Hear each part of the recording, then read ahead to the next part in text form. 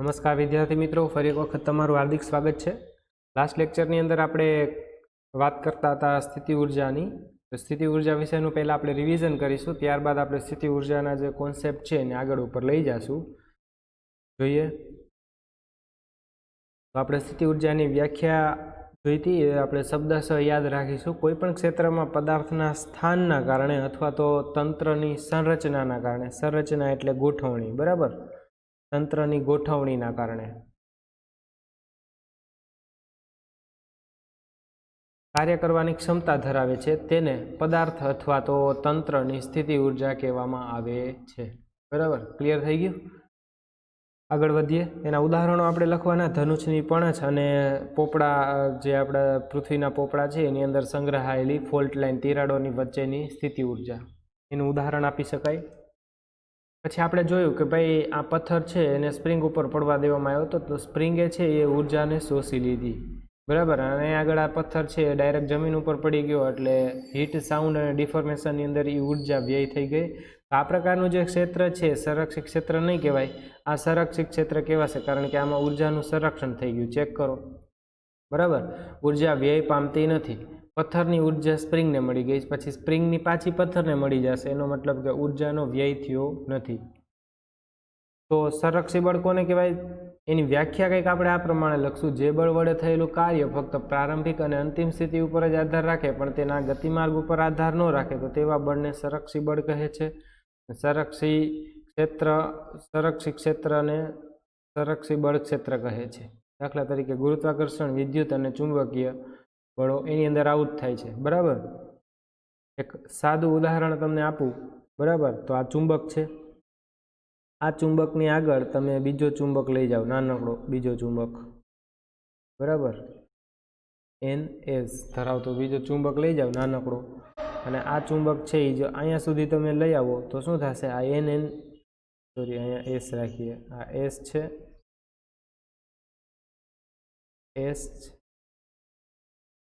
એક સેટિંગ કરવું પડશે મારે।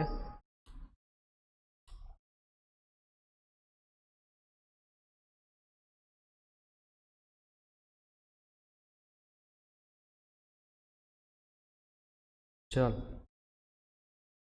અહીંયા આગળ શું છે? અહીંયા આગળ એક નાનકડો ચુંબક છે, ક્લિયર? અને અહીંયા S છેડો રાખેલો છે, અહીંયા N છેડો। હવે તમને ખબર છે આ S વચ્ચે અપાકર્ષણ થશે, તો આ ચુંબકને અહીંયા આગળ લઈ જવા માટે તમારે કંઈક કાર્ય કરવું પડશે, બરાબર। જોજો, ખાસ સમજજો। આ બીજું ઉદાહરણ તમને આપું છું, કાલે મેં ક્લિયર કરાવ્યું હતું, આજે એનાથી પણ વધારે ક્લિયર થશે તમને। ચેક કરશો તો તમને ખ્યાલ આવશે। આ ચુંબક પહેલાં અહીંયા હતો, પછી ત્યાંથી આપણે આમ લઈ ગયા, એટલે કે આનું કંઈક આના જેટલું D જેટલું સ્થાનાંતર થયું, બરાબર। અને આપણે એના ઉપર આ F એક્સટર્નલ ફોર્સ લગાડ્યો, તો આ બાહ્ય બળ વડે થતું કાર્ય W external is equal two F external into D જેટલું કાર્ય છે એ પદાર્થને અહીંથી અહીંયા સુધી લઈ આવ્યા તમે, ત્યાં સુધી તમારે શું કરવું પડ્યું? કાર્ય કરવું પડ્યું। અને આ કાર્ય છે એ પદાર્થની અંદર સ્ટોર થઈ ગયું, કેની અંદર? આ ચુંબકની અંદર સ્ટોર થઈ ગયું। અને હવે તમે જ્યારે ચુંબકને છોડી દેશો તો ચુંબક પાછો પોતાની મૂળ સ્થિતિમાં આવી જશે, એટલે કે અહીંયા પહોંચી જશે, બરાબર? ખ્યાલ આવી ગયો? તો એની અંદર જે ઊર્જા સંગ્રહાઈ ગઈ એને આપણે સ્થિતિ ઊર્જા કહેશું। એ રીતે આ ચુંબકીય ક્ષેત્ર છે એ કેવું છે? અહીંયા જો ચુંબકીય ક્ષેત્ર ન હોત તો આને અહીંથી લઈ જવા માટે કોઈ કાર્ય પણ ન કરવું પડ્યું હોત, બરાબર। આ કાર્યને શું કહેવાય? બીજું ક્ષેત્ર વિરુદ્ધ કરવું પડતું કાર્ય।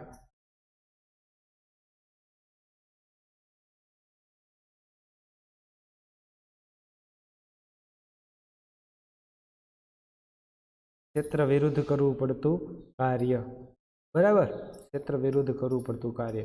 હવે જો આ વ્યાખ્યાને ધ્યાનથી સમજો, ફરીથી રિવિઝનની અંદર તમને એટલા માટે સમજાવું છું, આ A થી તમે B રસ્તા સુધી જાઓ, બરાબર, તો કંઈક કાર્ય થશે, પણ અહીંયા આગળ જો તમે આડાવડા રસ્તે જાઓ છો તો તમને પ્રશ્ન થાય કે ભાઈ કાર્ય કેવી રીતે સમાન થશે? તો જો જ્યારે તમે આમ જાઓ છો ત્યારે એ કાર્ય સ્ટોર થઈ જાય છે, તમે પાછા આમ આવો છો ત્યારે એ કાર્ય મળે છે, આમ જાઓ છો પાછું કાર્ય કરવું પડે છે, પણ આમ જાઓ છો પાછું કાર્ય મળે છે, કરવું પડે છે, મળે છે, બરાબર. તો અલ્ટિમેટલી છે જે આ બધા નાના નાના કાર્યો છે એ કોઈ ગણતરીમાં નથી, બરાબર. સરખા મૂલ્યના અને આપણને મળે છે અને આપવા પડે છે એવા છે, એટલે એ કાંઈ ગણાશે નહીં. તો કાર્ય કેટલું ગણાશે? ખાલી આ એક પોઈન્ટથી બીજા પોઈન્ટ સુધી જવા માટેનું કાર્ય જ ગણી શકાય. ક્લિયર થઈ ગઈ વાત તમને? બરાબર. હવે આ જુઓ, અહીંયા આગળ તમે એમ કહી શકશો કે અહીંયાથી અહીંયા સુધી જવા માટે તમારે કોઈ કાર્ય નહીં કરવું પડે, અહીંથી અહીંયા જવા માટે કાર્ય કરવું પડશે, બરાબર. એ આપણે આગળ ઉપર સમજશું, જ્યારે વિદ્યુત ક્ષેત્રની વાત આવશે ત્યારે આપણે આ વિગતવાર સમજવાના છે ચેપ્ટર નંબર 2 ની અંદર. પણ અહીંયા આગળ તમે આટલી જાણકારી રાખજો. ક્લિયર? તમને એક વસ્તુ ખબર પડી ગઈ કે ભાઈ સંરક્ષિત ક્ષેત્ર હોય તો એની અંદર તમે આ પદાર્થને લઈ જાય અને એના ઉપર કાર્ય કરો તો એ કાર્ય છે એ સંગ્રહાઈ જાય, બરાબર. આ તંત્રની અંદર આ તંત્ર, આ બંનેથી બનતા તંત્રની અંદર સંગ્રહાઈ જશે. પછી જ્યારે આને મુક્ત કરવામાં આવશે તો એ પાછો આ ડાયરેક્શનની અંદર ગતિ કરી દેશે, બરાબર. તો આ કાર્ય જે અંદર સ્ટોર થઈ ગયું છે એને આપણે નામ આપ્યું છે સ્થિતિ ઉર્જા. અને અસંરક્ષિત બળ, તો કે જે બળ વડે થતું કાર્ય છે પદાર્થના ગતિપથ કે વેગ જેવા ઘટકો ઉપર આધાર રાખતું હોય તો તેવા બળને અસંરક્ષિત બળ કહેવાય. દાખલા તરીકે ઘર્ષણ બળ. ઘર્ષણ બળની અસર હેઠળ પદાર્થને તમે અહીંયાથી અહીંયા સુધી લઈ જાઓ, બરાબર, તો શું થશે? તો કાંઈ કાર્ય સ્ટોર નહીં થાય. આ ઘર્ષણની અંદર જે વપરાયેલું છે એ બધું જ ક્યાં વહી જશે? હીટની અંદર. ઉષ્મા ઉત્પન્ન કરવામાં એ કાર્ય છે એ વપરાઈ જશે. ક્લિયર? ચાલો આગળ વધીએ. સ્થિતિ ઉર્જા છે આપણે કયા પ્રકારની જોશું? ગુરુત્વ સ્થિતિ ઉર્જા, ચુંબકીય સ્થિતિ ઉર્જા, વિદ્યુત સ્થિતિ ઉર્જા, એક સ્થિતિસ્થાપકીય સ્થિતિ ઉર્જા પણ આવે છે, બરાબર.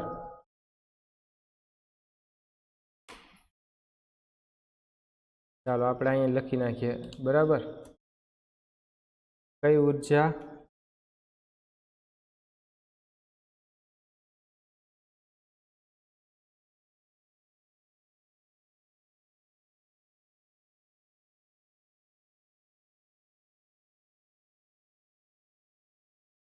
સ્થિતિસ્થાપકીય સ્થિતિ ઉર્જા પણ તમારે ભણવામાં છે.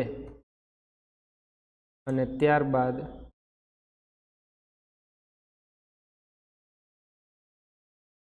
સ્પ્રિંગની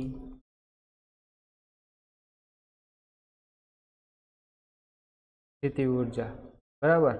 આ બધી જ ઉર્જાઓ છે તમારે અભ્યાસક્રમની અંદર ક્યાંક ને ક્યાંક જગ્યાએ ભણવાની છે, બરાબર. તો ગુરુત્વ સ્થિતિ ઉર્જા, ચુંબકીય સ્થિતિ ઉર્જા, વિદ્યુત સ્થિતિ ઉર્જા, સ્થિતિસ્થાપકીય સ્થિતિ ઉર્જા અને સ્પ્રિંગની સ્થિતિ ઉર્જા.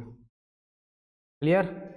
ચાલો હવે એની અંદરથી સૌ પ્રથમ આપણે ગુરુત્વ સ્થિતિ ઉર્જા ભણીએ, જે એકદમ ઇઝી છે, બરાબર. એનું ફોર્મ આમ તો સ્થિતિ ઉર્જા બધી જ છે, એના ઇક્વેશન બધા સહેલા છે કારણ કે અદિશ રાશિ છે, કોઈ પ્રોબ્લેમ નથી, બરાબર. પણ એનો કોન્સેપ્ટ સમજવો ખાસ જરૂરી છે કારણ કે વારે ઘડીએ માઇનસની સાઇન આવે અને માઇનસની સાઇન સમજવી જરૂરી છે. ચાલો સમજીએ. ઓકે, સ્થિતિ ઉર્જા કેમ ગણવી એનું એક વખત ફરીથી જો. આ બે મેથડો મેં તમને કીધી હતી, બરાબર. પહેલું તમારે ક્ષેત્રબળ નક્કી કરવાનું, બરાબર. તમે ક્ષેત્રબળ નક્કી કરો કે ભાઈ ક્ષેત્રના લીધે જે ક્ષેત્રની અંદર પદાર્થ રહેલો છે એના લીધે કયું બળ લાગે છે. તો આપણે આપણા ઉદાહરણની અંદર જોયું હતું કે ભાઈ -mg બળ લાગે છે નીચેની દિશામાં. પદાર્થને અચળ વેગથી જરૂરી ગતિ કરાવવા માટે બાહ્ય બળ, જરૂરી બાહ્ય બળ છે એ કઈ દિશામાં લગાડવું પડે? આ દિશામાં લગાડવું પડે.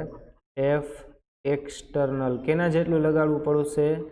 mg જેટલું લગાડવું પડશે. ક્લિયર? બાહ્ય બળ વડે થયેલું કાર્ય W external is equal to F external into D. અને આટલું જ કાર્ય છે એ સ્થિતિ ઉર્જામાં સંગ્રહાઈ જશે. V of H is equal to mgh, બરાબર. અહીંયા આગળ આપણે H લખીએ તો F external એટલે શું થશે? mgh. આ કાર્ય એટલે જ સ્થિતિ ઉર્જા. સ્થિતિ ઉર્જા એટલે શું? W external જે સંગ્રહાઈ ગયું છે is equal two mgh. Clear? તો આટલી વસ્તુ આપણે જોઈ હતી. અહીંયા આગળ જુઓ ફરીથી નીચેની આ ક્ષેત્રનું બળ કઈ લાગે છે? નીચેની દિશામાં લાગે છે. નીચેની દિશાને આપણે ઋણ ગણેલી છે, ઉપરની દિશાને આપણે ધન ગણેલી હતી, બરાબર. હવે નીચેથી હવે આ મેં તમને સમજાવી દીધું છે. આ બંને બળ છે એ સમાન મૂલ્યના અને પરસ્પર વિરુદ્ધ દિશામાં છે. શું કામ? તો કે આ બોડીની અંદર આપણે કોઈ પ્રવેગ ઉત્પન્ન કરવો નથી, એટલે આ બોડીને આપણે v is equal to constant વેગથી ઉપરની તરફ ગતિ કરાવવા માંગીએ છીએ. ક્લિયર? એટલે F external is equal to mg જેટલું થશે, બરાબર. અને mg છે એ અચળ બળ છે. હવે બાહ્ય બળ વડે થતું કાર્ય આ કેવું કાર્ય છે? તો કે અચળ બળ વડે થતું કાર્ય. તો w is equal to F external into D, F external into D cos theta is equal two mgh, બરાબર. તો w external is equal two mgh થશે. હવે બાહ્ય બળ વડે થતું કાર્ય પદાર્થની અંદર સંગ્રહાઈ જાય છે. આથી પદાર્થની સ્થિતિ ઉર્જા v is equal two mgh. આ ઊંચાઈ આ સૂત્ર છે નાની ઊંચાઈ માટે લાગુ પડે, કારણ કે નાની ઊંચાઈ દરમિયાન જ જીને અચળ ગણી શકાય છે. હવે બીજી એક આખો અલગ જ કોન્સેપ્ટ છે. જો ગુરુત્વ સ્થિતિ ઉર્જાનું સમીકરણ આપણને મળી ગયું ભાઈ, v of h is equal two mgh, બરાબર. તો આ ગુરુત્વ સ્થિતિ ઉર્જા ઉપરથી તમને કદાચ ક્ષેત્રબળ ગોતવાનું કે તો મળી શકે. આ કયું બળ છે? ક્ષેત્રનું બળ. ક્ષેત્રબળ કેટલું છે? તો ક્ષેત્રબળ છે -mg જેટલું, કારણ કે બળ છે એ નિશાની સાથે લખવું જોઈએ. તો આપણે આના ઉપરથી આ મેળવવું હોય તો કઈ રીતે મેળવી શકાય? તો એનો જવાબ છે એ આ રીતે છે. જે તમને VH મળે ને આમ લખી શકાય, ક્ષેત્રબળ બરાબર, જોજો હું તમને આમ નથી કહેતો, ચાલો પાછા આવો જોઈએ. હા, બાહ્ય બળ વડે થતું કાર્ય. હવે બાહ્ય બળ છે એના વડે થતું કાર્ય આપણને આ રીતનું મળ્યું. એ બાહ્ય બળ વડે થતું કાર્ય છે, બાહ્ય બળ છે કેના જેવું હતું? તો કે એક્સટર્નલ જેવું જ હતું, પણ એના કરતાં વિરુદ્ધ દિશાનું અને વિરુદ્ધ માઇનસ સાઇન ધરાવતું હતું, બરાબર. પછી આ બળનું શું કર્યું એક્સની સાપેક્ષે? તો કે જો અહીંયા આગળ અચળ બળ છે એટલે બરોબર છે, પણ ચલ બળ હોત તો અહીંયા આપણે સંકલન કર્યું હતું. તો સંકલન કરવાથી કાર્ય મળે, બરાબર. તો એ જ કાર્યનું વિકલન કરો તો બળ ન મળી જાય, બરાબર. તો તમને અહીંયા આગળ લખું છું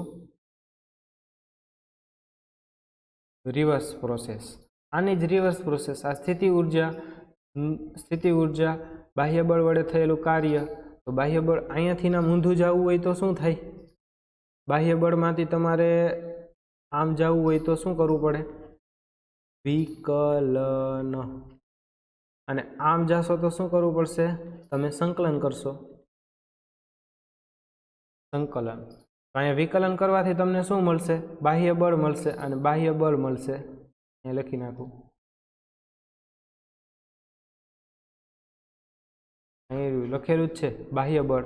અને એ બાહ્ય બળ ઉપરથી તમે માઇનસ વડે ગુણી નાખશો એટલે તમને શું મળશે?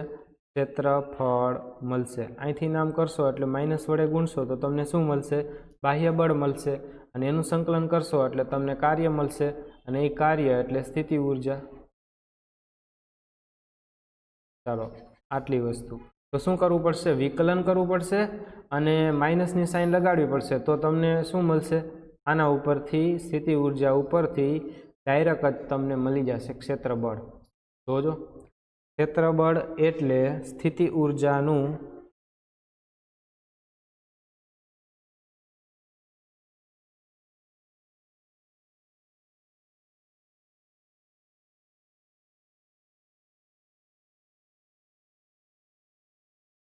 એક્સની સાપેક્ષે વિકલિતનું ઋણ મૂલ્ય. આપણે વી આ એચના પદમાં લખીએ એના બદલે એક્સના પદમાં આવી રીતના લખી શકાય, V X is equal to mgx, બરાબર. આપણે જોઈએ ખરેખર એવું થાય છે કે નહીં? પહેલાં આપણે વી એક્સ લખીએ, V X is equal to mgx. હવે આનું વિકલન કરો એક્સની સાપેક્ષે, એટલે કે dvx છેદમાં dx is equal two d/dx of mgx is equal to mg તો કોન્સ્ટન્ટ છે, dx/dx એક્સનું વિકલન 1 થશે એટલે શું થઈ ગયું? mg. હવે આપણે મેળવીએ વિકલિતનું ઋણ મૂલ્ય.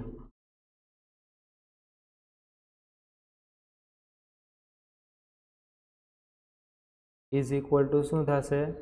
Minus dvx by dx is equal to minus dvx by dx બરાબર તો શું મળ્યું? ચેક કરો, mg. તો માઇનસ mg બરાબર. વીસ તમને શું મળ્યું? ક્ષેત્રબળ. તો ક્ષેત્રફળ બરાબર માઇનસ mg મળવું જોઈએ. તો આ રહ્યું ક્ષેત્રબળ f માઇનસ mg જેટલું મળે છે. તો આપણે અહીંયા આગળ નિયમ બનાવી નાખીએ કે ક્ષેત્રબળ એટલે સ્થિતિ ઉર્જાનું એક્સની સાપેક્ષે વિકલિત એનું ઋણ મૂલ્ય. એક્સની સાપેક્ષે વિકલન અને આગળ માઇનસની નિશાની લગાડશો એટલે તમને સ્થિતિ ઉર્જા ઉપરથી ઓટોમેટિકલી ક્ષેત્રબળ મળી જશે. ક્લિયર થઈ ગયું તમને? Clear? Okay.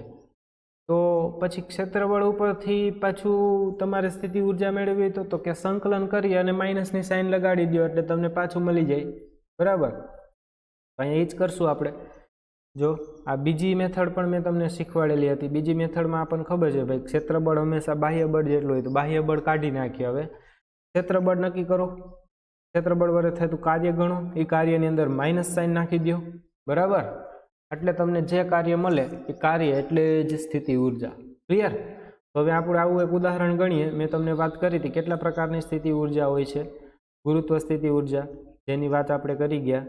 Vx is equal to mgx. ચુંબકીય સ્થિતિ ઉર્જાની વાત 12મા ધોરણમાં કરશું. વિદ્યુત સ્થિતિ ઉર્જાની વાત 12મા ધોરણમાં કરીશું. સ્થિતિસ્થાપકીય સ્થિતિ ઉર્જાની વાત ચેપ્ટર નંબર 9માં કરશું.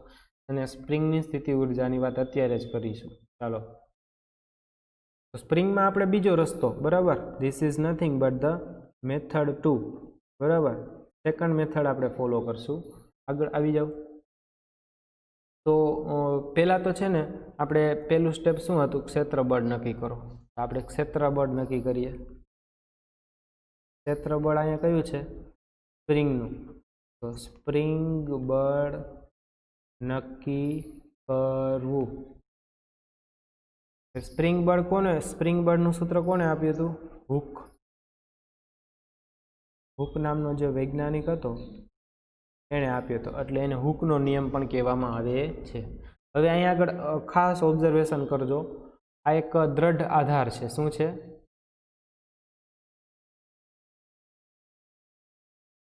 આ દ્રઢ આધાર ઉપરથી કોઈ સ્પ્રિંગને આપણે અહીંયા આગળ બાંધેલી છે આ સમક્ષિતિજ સપાટી ઉપર.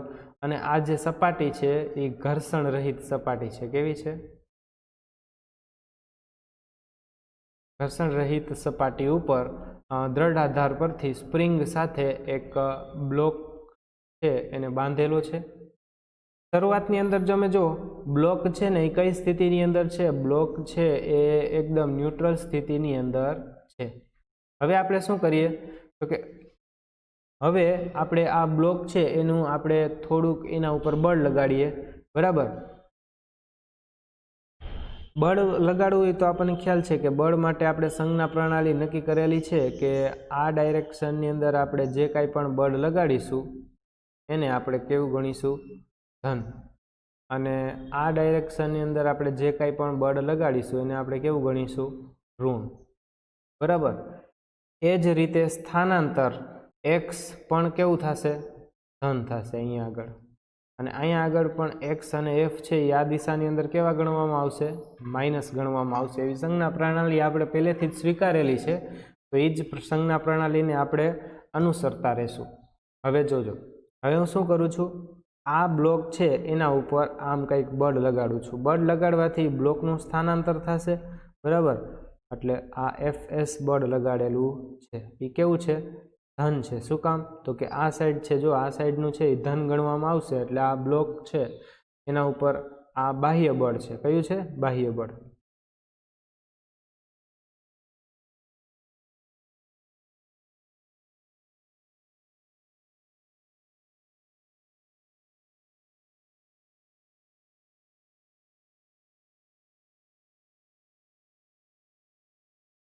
ઓકે.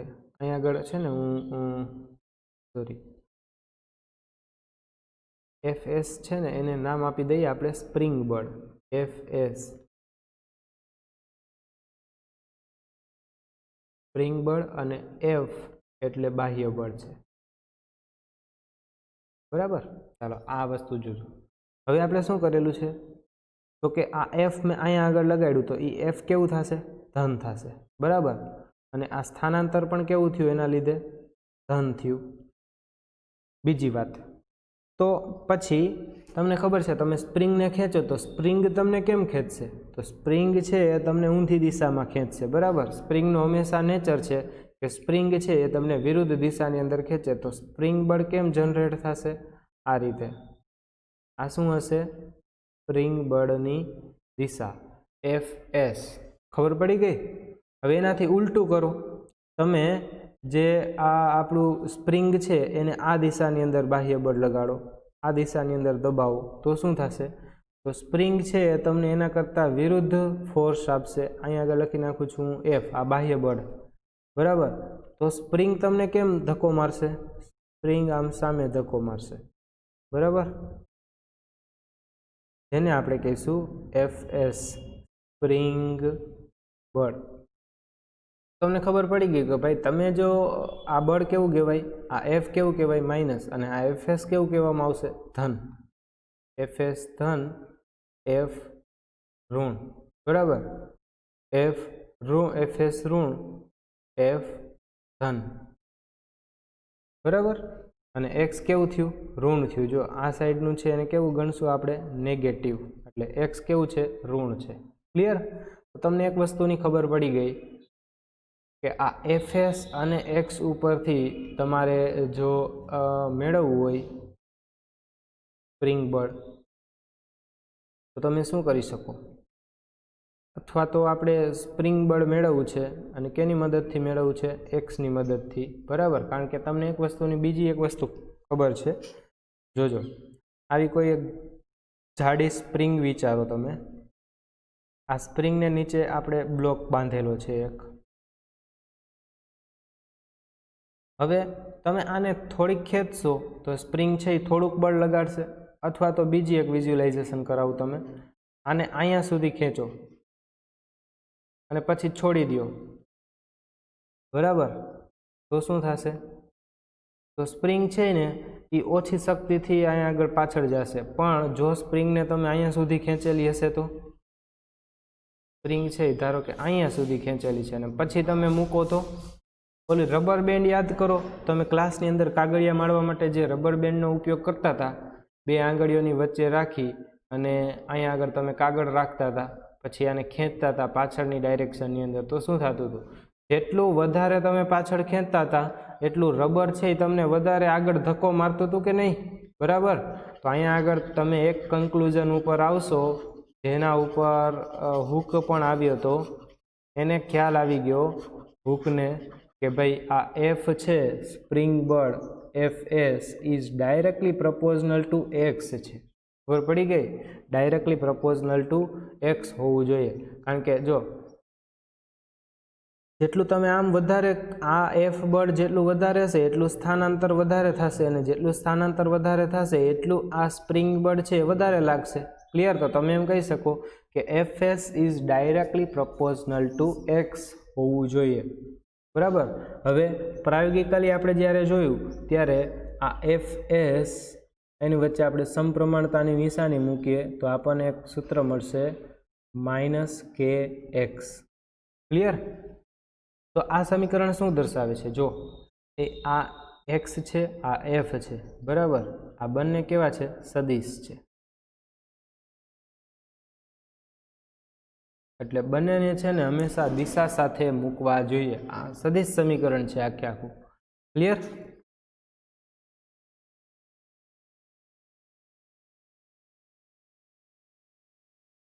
તેમ છતાંય જો તમારે આને અદિશ સ્વરૂપે લખવું હોય તો તમે અદિશ સ્વરૂપે પણ લખી શકો છો, કારણ કે એક જ દિશાની અંદર છે, બરાબર.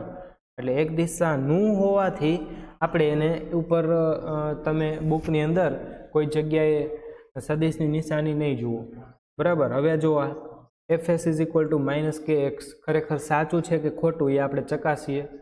તો આની અંદર ધારો કે હું એફ એસ છે પહેલાં ઊભા રહ્યો, આપણે એક્સને ધન લઈએ, એક્સ પોઝિટિવ લ્યો, એક્સ પોઝિટિવ લ્યો તો સ્પ્રિંગ બળ કઈ દિશામાં લાગે? એક્સ પોઝિટિવ એટલે પદાર્થ જશે આમ અને સ્પ્રિંગ બળ લાગશે આમ. તો આ છે એ નેગેટિવ આવવું જોઈએ એફએસ. આ સમીકરણની અંદરથી આવે છે કે નહીં ચેક કરો. તો જો આવે છે, આ એક્સ કેવું છે? ધન છે, એટલે એ ધન, અને આ પણ ધન છે પણ આગળ માઇનસની સાઇન છે એટલે એ ઋણ ગણાશે. તો એફએસ આપણને કેવું મળશે? ઋણ મળશે. બરાબર, આ પહેલો કેસ. બીજો કેસ ચેક કરો. જો આ એક્સ છે એ ઋણ લેવામાં આવે એટલે કે એક્સને આમ, સ્પ્રિંગને આમ દબાવશો તો શું થશે? તો કે સ્પ્રિંગ બળ આ દિશામાં લગાડશે, એટલે એફએસ છે એ કઈ દિશામાં આવવું જોઈએ? ચાલો અહીંયા આપણે અહીંયા લખીએ, અહીંયા લખી નાખું. એક્સ છે એ નેગેટિવ, તો આ એફએસ કેવું ગણાશે? પોઝિટિવ આવશે. આ દિશા એટલે પોઝિટિવ ગણાય. તો અહીંયા આગળ જો એક્સ જો ઋણ હોય તો માઇનસ, અને અહીંયા એક માઇનસ આવશે, માઇનસ માઇનસ પ્લસ એટલે કે એક્સ. તો એફએસ કેવું થઈ જશે? ધન થઈ જશે. એનો મતલબ કે આ સમીકરણ છે એકદમ પ્રોપર છે. બરાબર, આ હુકનો નિયમ કહેવાય. હવે તમને પ્રશ્ન થાય કે આ કે શું છે? તો આપણે કે ની વ્યાખ્યા બનાવી નાખીએ. જો K is equal to F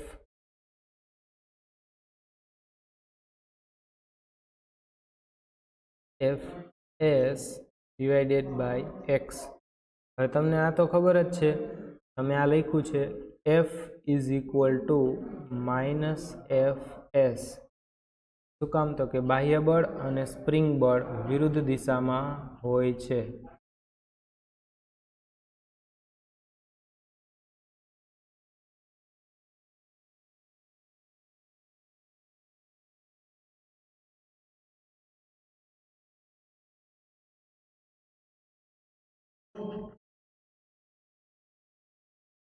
આના બરાબર તમે શું લખી શકશો? F by X. એટલે એફ શું છે? બાહ્ય બળ, અને એક્સ શું છે? સ્થાનાંતર.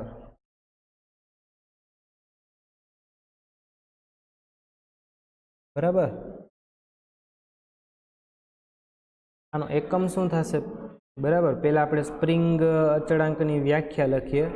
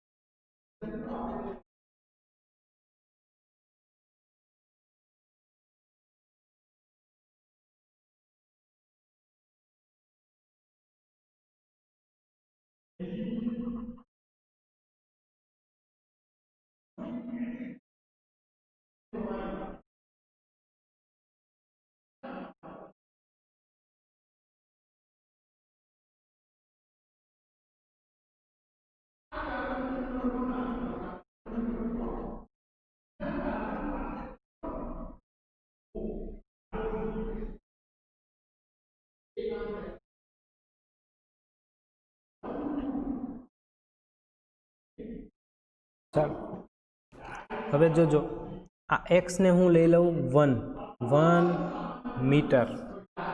તો એક્સ બરાબર હું 1 મૂકી દઉં આ સમીકરણની અંદર. ફરીથી જુઓ, આ જ સમીકરણ છે કે K is equal to F by X. એની અંદર એક્સ 1 મૂકી દઉં તો શું થશે? એક્સ ઇઝ ઇક્વલ ટુ 1 મૂકીએ તો કે ઇઝ ઇક્વલ ટુ એફ થાય કે નહીં? તો જો સ્પ્રિંગને આ એક્સ શું છે? કેટલી ખેંચો છો એ આવે. સ્પ્રિંગને 1 મીટર જેટલી ખેંચવા માટે જરૂરી બાહ્ય બળને સ્પ્રિંગ અચળાંક અથવા તો બળ અચળાંક કહેવામાં આવે છે. બરાબર, સ્પ્રિંગને 1 મીટર જેટલી ખેંચવા માટે જરૂરી બાહ્ય બળને સ્પ્રિંગનો સ્પ્રિંગ અચળાંક અથવા તો બળ અચળાંક કે કહેવામાં આવે છે. ક્લિયર?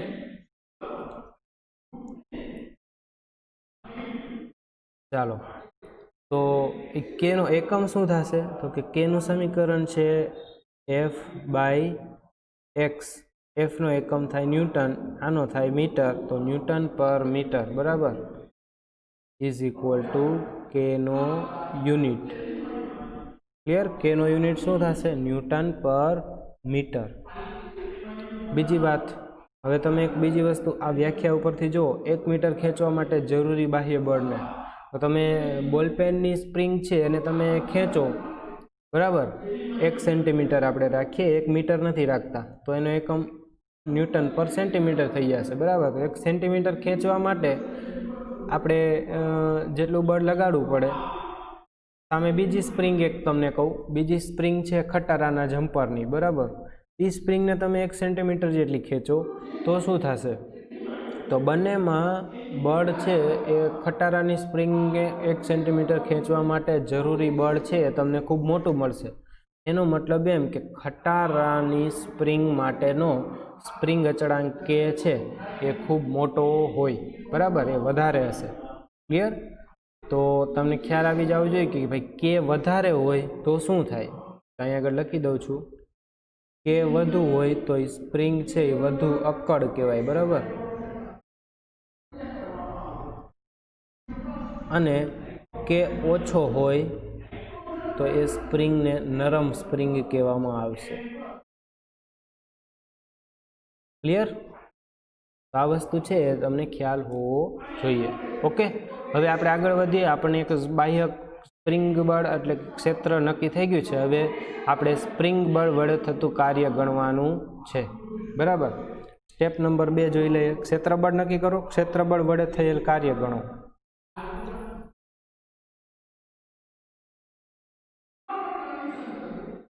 અહીંયા લખી નાખીએ. અરે યાર,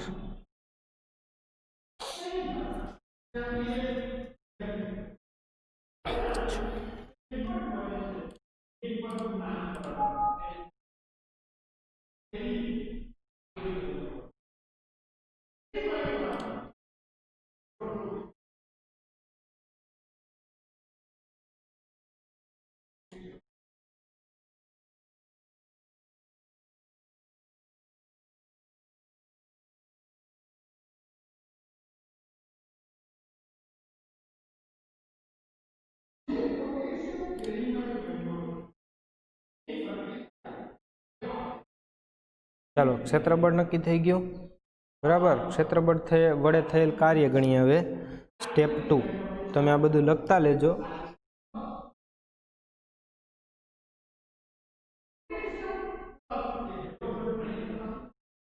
સ્ટેપ 2,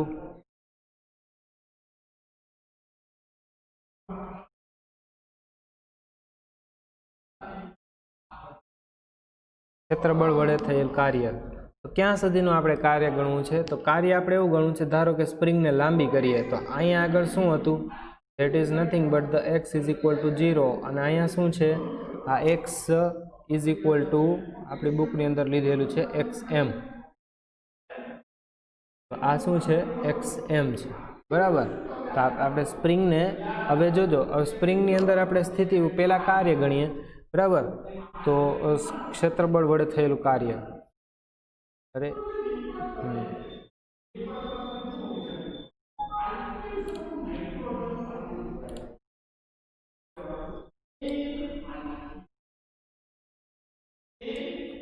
તો પહેલાં તો સ્પ્રિંગ બળ છે ને, એ સ્પ્રિંગ બળની થોડીક લાક્ષણિકતાઓ આપણે લખીએ. પહેલાં આપણને મળી ગયું સ્પ્રિંગ બળ F is equal to minus K x, જ્યાં કે શું છે? સ્પ્રિંગ અચળાંક છે, અને એક્સ છે એ શું છે? સ્પ્રિંગનું સ્થાનાંતર છે અથવા તો સ્પ્રિંગનું વિરૂપણ છે બરાબર. હવે આ બળ, સ્પ્રિંગ બળની પ્રોપર્ટી, સ્પ્રિંગ બળનું વિશેષતાઓ, સ્પ્રિંગ બળની લાક્ષણિકતાઓ કેવી છે? પેલું, એ હંમેશા સ્થાનાંતરની કઈ દિશામાં હોય?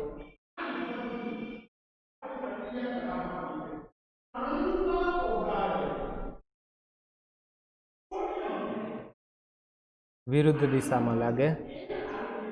બીજું,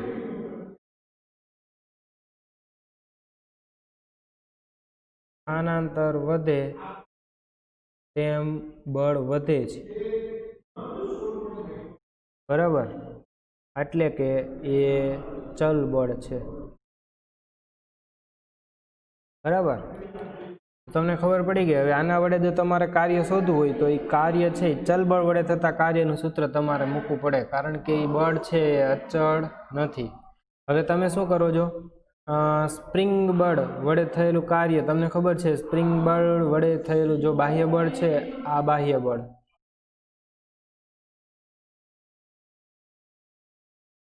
અને આ સ્પ્રિંગ બળ છે Fs। તો સ્પ્રિંગ બળ વડે થયેલું કાર્ય તમારે લખવું હશે, બરાબર, તો ઓટોમેટિકલી ખાલી તમારે બળનું સૂત્ર લખી નાખવાનું, બરાબર, એની અંદર માઇનસની સાઇન કે XYZ એ ઓટોમેટિકલી આવશે, તમારે આગળ માઇનસ કરવાની જરૂરિયાત નથી, કારણ કે આ બધી સદિશ રાશિ છે, બરાબર। તો તમારે સ્પ્રિંગ બળ વડે થયેલું કાર્ય ગોતવું છે Fs, અને એ Fs છે એ સમય સાથે કેવું થાય છે, બદલાય છે, અને તમે સ્થાનાંતર ક્યાંથી ક્યાં સુધી કરો છો, x0 થી xm સુધી। તો આપણે લખીએ W is equal two integration x is equal two 0 થી x is equal two m, અને સ્પ્રિંગ બળ વડે થયેલું કાર્ય Fs dx। ક્લિયર? હવે Fs ની કિંમત મૂકી, આપણને ખબર છે ભાઈ Fs is equal to minus kx થાય, મૂકી દો। x ઇઝ ઇક્વલ ટુ 0 થી x is equal two m minus kx dx is equal two આ માઇનસ k બહાર નીકળી જશે, x ઇઝ ઇક્વલ ટુ 0 થી x is equal two m x dx, બરાબર, sorry, x is equal two xm છે, બરાબર, xm ચાલો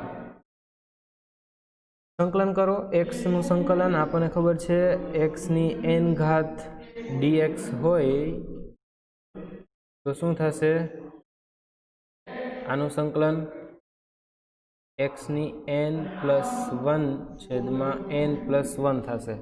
ચાલો અહીંયા આગળ કરી નાખો, માઇનસ k x ની 2 ઘાત છેદમાં 2, અને લિમિટ આવશે ક્યાંથી, x is equal two xm થી x ઇઝ ઇક્વલ ટુ 0। અહીંયા આગળ લિમિટ મૂકું છું,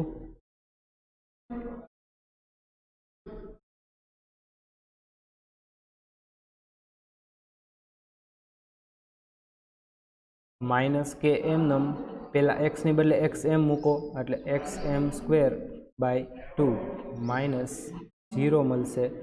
તો આનો જવાબ આવ્યો W નો માઇનસ કે xm² ડિવાઇડેડ બાય 2, બરાબર।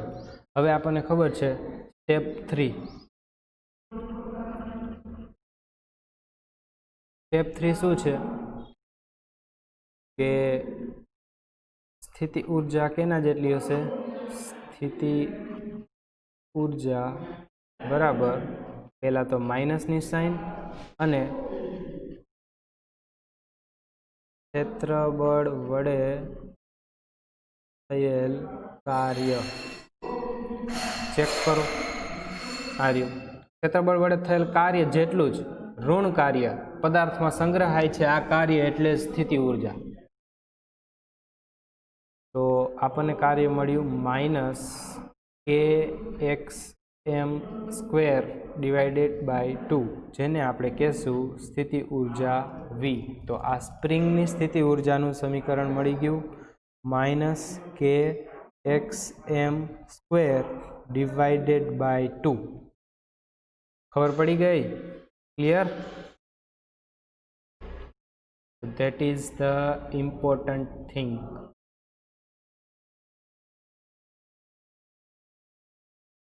ક્લિયર? હવે જોજો બીજી એક વાત પણ તમને કહું, ક્ષેત્રબળની બીજી લાક્ષણિકતા તમને કહી દઉં, બરાબર।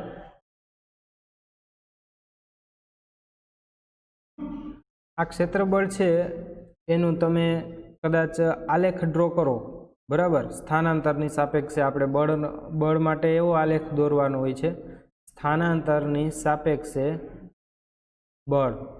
ક્લિયર?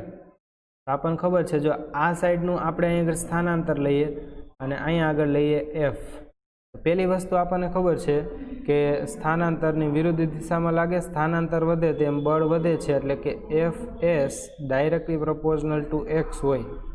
ડાયરેક્ટલી પ્રપોઝનલ ટુ હોય એટલે સંબંધ રેખીય આવે અને આલેખ છે એ લાઈન આવે. આલેખ શું મળે? રેખા.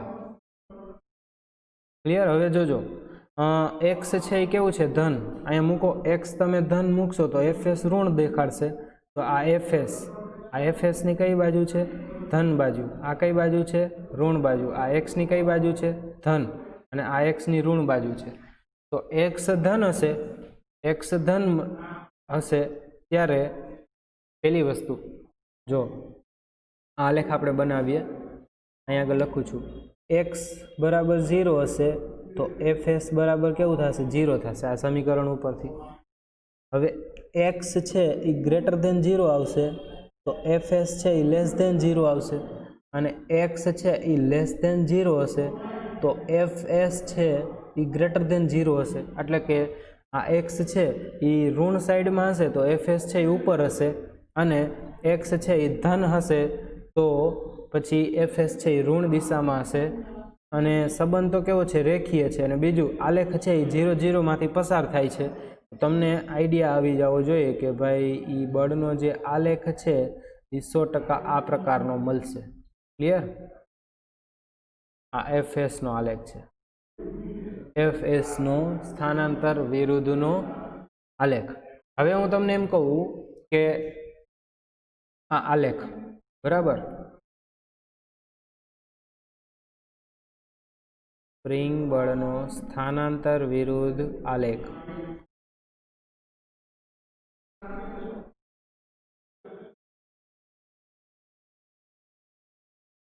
ક્લિયર? આગળ હવે જો આ જે સ્થાનાંતર ઉપરથી તમે ડાયરેક્ટ આ વસ્તુ છે એ શોધી શકશો. કઈ રીતે? ચેક કરો. અચ્છા, બીજી એક વાત તમને કહી દઉં. તમને એમ થાય કે અહીંયા આગળ તો આપણે સ્પ્રિંગને ખેંચેલી હતી એટલે અહીંયા માઇનસની નિશાની આવી ગઈ.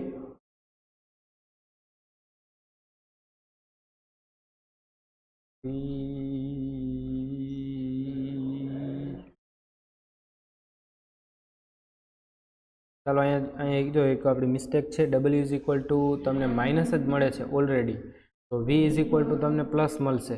બરાબર? અહીંયા લખી નાખું આમ, એટલે કેવું મળશે? પ્લસ. ક્લિયર? હવે જોજો, તમને ઘણી વખત એમ કે ભાઈ આલેખ ઉપરથી તમે સ્થિતિ ઉર્જાનું ડાયરેક્ટ મેળવી દો તો પણ આલેખ ઉપરથી પણ મળે. જો તમને જબરજસ્ત રસ્તો બતાવું, અહીં આગળ પોઈન્ટ લખી નાખજો.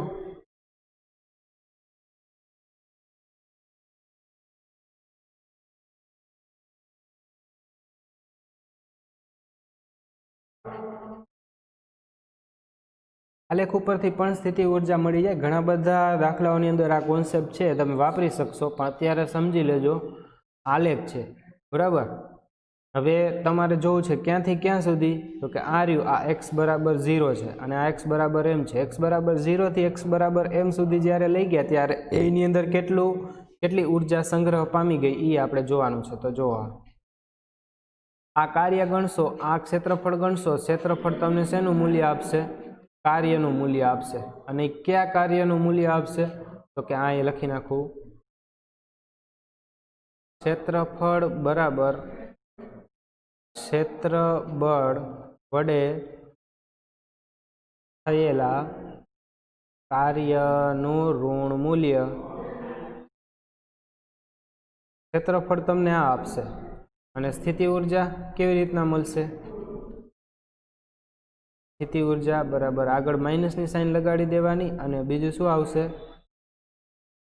ક્ષેત્રબળ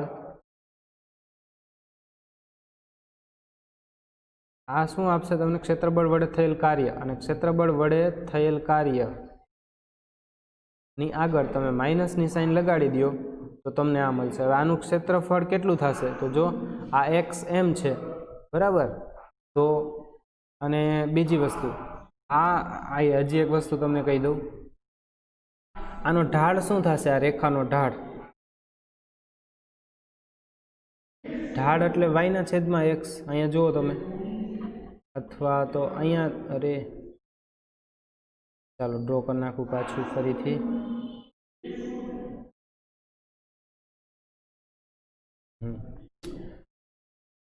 આનો ઢાળ જોતો હશે તો તમે શું કરશો કે ઢાળ બરાબર તો કંઈક ત્રિકોણ ડ્રો કરીશું. વાયના છેદમાં એક્સ, વાય શું છે? એફ એસ, અને આ શું છે? એક્સ. એફ એસના છેદમાં એક્સ, એફ એસ છેદમાં એક્સ એટલે તો શું થાય? કે. બરાબર. તો ઢાળ છે તમને કેનું મૂલ્ય આપશે? કેનું મૂલ્ય આપશે. જેટલો ઢાળ વધારે તેમ કેનું મૂલ્ય વધારે, તેમ સ્પ્રિંગ વધારે કેવી કહેવાશે? સ્ટીફ કહેવાશે. બરાબર, નરમ નહીં કહેવાય, અકડ સ્પ્રિંગ કહેવામાં આવશે. તો સ્થિતિ ઉર્જા બરાબર માઇનસ ક્ષેત્રબળ વડે થયેલું કાર્ય, એટલે તમે લખી શકશો minus into minus K X M square divided by 2. આ કેટલું થશે ક્ષેત્રબળ વડે? તો આનું કાર્ય. અને આ કેટલું થશે એ તો આપણે ગણી લીધું. કેટલું થશે? માઇનસ કે એક્સ સ્ક્વેર એમ. કારણ કે બળ કેવું છે? ઋણ છે. આર્યું ઋણ. અથવા તો તમને ખબર છે કે આ નીચેનો ભાગ છે, નીચેનો ભાગ છે એ કેવો ગણવામાં આવશે? ઋણ ગણવામાં આવશે. બરાબર, નીચેનો ભાગ છે એ ઋણ ગણવામાં આવશે. અને 1/2. અહીંયા આગળ બળ કેટલું હશે? બળ તમે લખી શકશો ડાયરેક્ટ, આપણને ખબર છે F S is equal to minus K X એમ. બરાબર, આ તમારું બળ છે કે એક્સ એમ, અને આ સ્થાનાંતર છે એક્સ એમ, અને આ આલેખ છે. તો આ તમને હાઇટ મળી ગઈ. બરાબર, ક્ષેત્રફળ બરાબર કાર્ય. હવે ક્ષેત્રફળ બરાબર શું થશે? ક્ષેત્રફળ બરાબર ત્રિકોણ છે, 1/2 ગુણ્યા પાયો ગુણ્યા વેધ. પાયો કેટલો છે? એક્સ એમ. 1/2 ગુણ્યા એક્સ એમ ગુણ્યા માઇનસ કે એક્સ એમ, અથવા માઇનસ નો લખો તો કાંઈ નહીં, વેધ છે એ આટલો થશે. તો અહીંયા શું આવ્યું? 1/2 કે એક્સ એમ સ્ક્વેર. આટલું ક્ષેત્રફળ તમને મળશે. એ અહીંયા આગળ લખી નાખ્યું. અને સ્થિતિ ઉર્જા એટલે શું? એ માઇનસ ગુણ્યા બળ વડે થયેલું કાર્ય, એટલે minus into minus K X square, એટલે કે X M square divided by 2. બરાબર, સ્થિતિ ઉર્જા V નું સમીકરણ છે. તમને ખ્યાલ આવી ગયો કે કઈ રીતે છે આ સ્થિતિ ઉર્જા આ કાર્ય કરે છે? તો આ લેક્ચર પૂરતું આપણે આટલું રાખીએ. નેક્સ્ટ લેક્ચરની અંદર આપણે વધારે માહિતી મેળવશું. ત્યાં સુધીમાં આ ખૂબ ઇમ્પોર્ટન્ટ વસ્તુ છે. બરાબર, અને આને બને એટલું સોલ્વ કરજો. બીજું કંઈ કહેવાનું છે? હા, આપણી બુકમાં 6.9 નંબરનો ટોપિક છે. બરાબર, અને આને હજી આગળ ઉપર આપણે આગળ વધારશું. અત્યાર પૂરતું આ સ્થિતિ ઉર્જા લાઇનમાં આવે એ પ્રમાણે મેં સ્થિતિ ઉર્જાને બંને સિક્વન્સની અંદર લીધેલી છે. બરાબર, વચ્ચેનો પોર્શન આપણે ચલાવીશું 100%. Don't worry, take care. Next લેક્ચરની અંદર મળીએ.